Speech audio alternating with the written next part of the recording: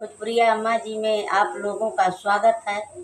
मैं बहुत प्यारा सा होली गाने जा रही हूँ। होली खेलें रघुबीरा अवध में, होली खेलें रघुबीरा, होली खेलें रघुबीरा अवध में, रघुबीरा के करे हाथे कनक पिचकारी, के करे हाथे कनक पिचकारी, के करे हाथे अबीरा अवध में, होली खेलें रघुबीरा के करे हाथे कनक पिचकारी, होली खेलें रघुबीरा।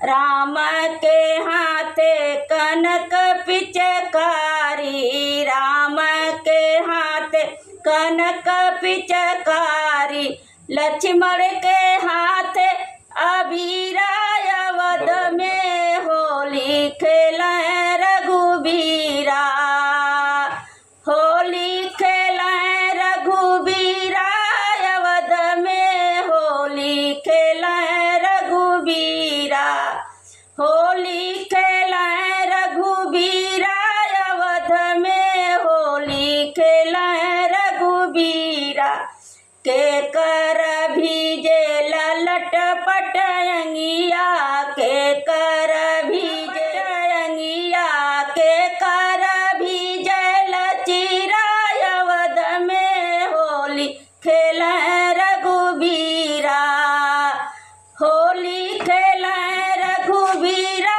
अवध में, होली खेलें रघुबीरा।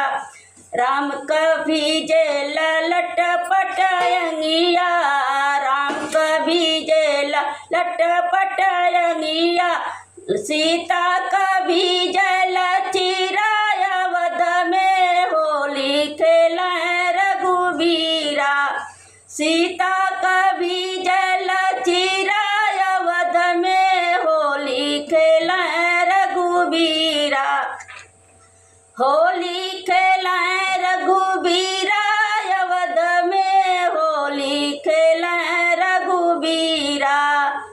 आप लोगों को होली अच्छा लगे तो आप लोग सब्सक्राइब कमेंट ज़रूर कीजिए। नमस्कार, धन्यवाद।